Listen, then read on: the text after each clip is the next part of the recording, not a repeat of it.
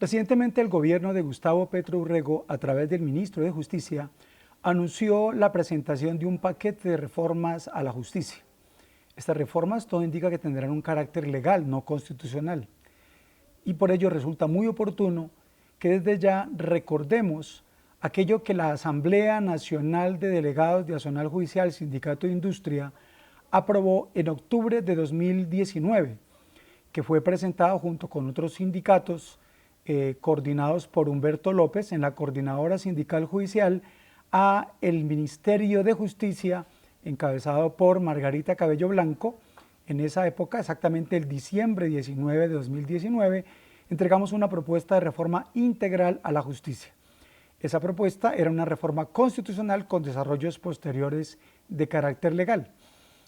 A fin de que vamos empatando con estas iniciativas, mencionemos entonces cada una de esas propuestas. La propuesta número 1 tiene que ver con el acceso a la justicia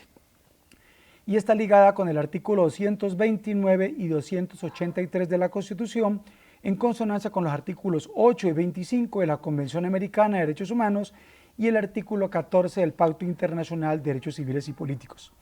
La primera propuesta es que se garantice el derecho de acceso a la justicia de manera gratuita. Y esto implica colocarlo en el artículo 229, que diga que el acceso a la justicia será gratuito. La Constitución dice que algunos servicios, como la educación, serán gratuitos, así lo dice el artículo 67. Pero por ningún lado se dice que la justicia sea gratuita. La primera propuesta es que elevemos a la categoría de norma constitucional que el acceso a la justicia sea gratuito, lo cual implicará evitar cobros que afecten ese acceso del ciudadano. La Corte Interamericana dice que cuando el acceso a la justicia se fijan tarifas relativamente altas, esto constituye un elemento obstructor de la efectiva administración de justicia, desconociendo los artículos 8 y 25 de la Convención Americana de Derechos Humanos. En la misma línea, la Asamblea Nacional de octubre de 2019 de Personal Judicial SI aprobó como segunda propuesta de reforma integral a la justicia una reforma al artículo 283 de la Constitución. Esta establece que la organización y funcionamiento de la Defensoría del Pueblo, que es autónoma y administrativa, se dejará a un desarrollo de carácter legal. Sin embargo, proponemos que se introduzca un inciso que diga: la Defensoría es una función pública, gratuita y permanente. Es una ley orgánica, reglamentará la conformación y distribución de su planta de cargos. Esto permitirá que la Defensoría del Pueblo y la Defensoría Pública adscrita a la Defensoría del Pueblo pueda garantizar que haya una planta permanente de defensores públicos que defiendan a aquellos que no tienen con qué pagar a un abogado. No contratistas, sino personas que tengan un vínculo nominal en la estructura de la planta de cargos, lo cual permitiría darle vocación de permanencia y mayor fuerza, mayor contundencia a esa Defensoría Pública de la Defensoría del Pueblo.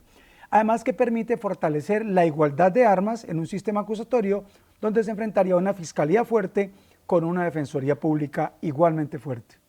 La tercera propuesta, aprobada por la Asamblea Nacional de Delegados en octubre de 2019, apuntaba a reformar el artículo 86 de la Constitución, en consonancia con los artículos 8 y 25 de la Convención Americana de Derechos Humanos y el artículo 14 del Pacto Internacional de Derechos Civiles y Políticos,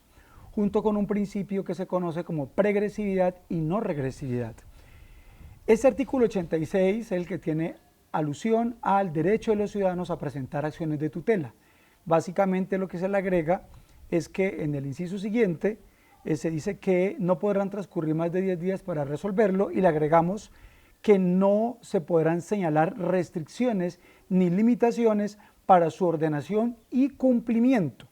que no estén expresamente señaladas en una ley estatutaria. Son leyes de mayor jerarquía que una ley ordinaria. En caso de desacato, el incumplimiento al requerimiento del juez de tutela será causal de mala conducta, o sea que esto da lugar incluso a que la persona que incumpla sea despedida, sancionable conforme a la normatividad vigente. Esto implica darle dientes, no solamente a la acción de tutela, sino al mecanismo del desacato, para garantizar que la tutela no se haga un derecho nugatorio ni una herramienta de derechos fundamentales nugatorio, o sea, que no termine no teniendo un valor. La propuesta número 4 tiene que ver con la autonomía y el gobierno propio de la justicia. Esa propuesta 4 pretende modificar el artículo 228 de la Constitución, básicamente señalando en un inciso final que el presupuesto de la rama judicial en su conjunto será el 10% del presupuesto general de la Nación para cada año. Recordemos que son 3 ramas del poder público y unos órganos de control, y esta tercera rama del poder público que se encarga de garantizar la jurisdicción y acceso a la justicia de los ciudadanos, pues tendría derecho en su conjunto, con todos los órganos que la integran, a tener un presupuesto de ese 10%. Esto permite tener entonces una mayor fortaleza porque teniendo autonomía económica tendrá autonomía administrativa. La propuesta número 5 tiene que ver con una reforma al artículo 254 que se refiere al Consejo de la Judicatura. Sea que conserve este nombre o varíe, se pretende básicamente es que estén allí los presidentes de las altas cortes y que haya un representante de magistrados y jueces, funcionarios judiciales básicamente, elegido democráticamente para 4 años con un suplente. Y que también haya un representante de los empleados de la justicia para 4 años, elegido también democráticamente con un suplente. De esa manera se garantiza la presencia más democrática y una comisión de administración de carrera judicial similar a la Fiscalía, que permite que haya un órgano paritario que maneje la carrera judicial en los juzgados y no que sea solamente el Consejo de la Judicatura o alguna de sus dependencias. Las siguientes propuestas integran de la iniciativa 6 hasta la 12 que se aprobaron en dicha Asamblea Nacional de Delegados de Accional Judicial en octubre de 2019. Estas básicamente integran los mecanismos de elección del Procurador General, el Defensor del Pueblo, el Registrador Nacional del Estado Civil, el Auditor, incluso el Fiscal General,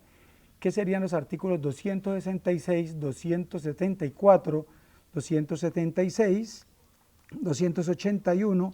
266, incluso el 249 de la Constitución. Básicamente es articular el mandato del artículo 125 de la Constitución, que reclama que el grueso de los cargos en el Estado sean elegidos por concurso público de méritos, o sea que sean los mejores los que lleguen a ocupar esos cargos, en consonancia con el artículo 122 que habla de las reglas generales sobre la función pública que prestan los servidores. Básicamente la propuesta es que estos cargos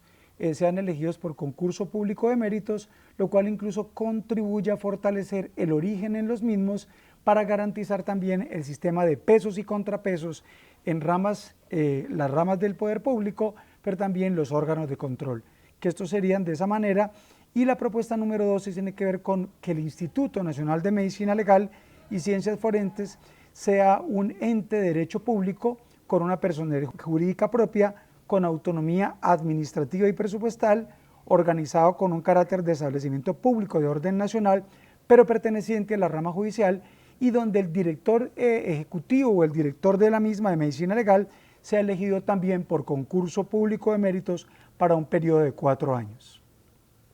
La propuesta número 13 tiene que ver con la Procuraduría. Básicamente la idea es que se haga un tránsito del personal de la Procuraduría que están encargados de agentes en lo penal o delegados en lo penal para que pasen a la rama judicial, en particular a la Fiscalía, pero se incorporan en las mismas condiciones que traían, esto es, si vienen en carrera o en las condiciones que estén, quedan incorporados en las mismas. Igualmente, para poder fortalecer el sistema de pesos y contrapesos, sea necesario fortalecer la Procuraduría en la parte disciplinaria, toda vez que los mecanismos de control interno en las diferentes entidades en materia disciplinaria pues no dan la imparcialidad y la garantía de juez natural que permitirá que un órgano independiente como la Procuraduría haga ese control disciplinario que hoy hacen las oficinas de control interno en alcaldías y órganos municipales y otros de carácter departamental e incluso nacional.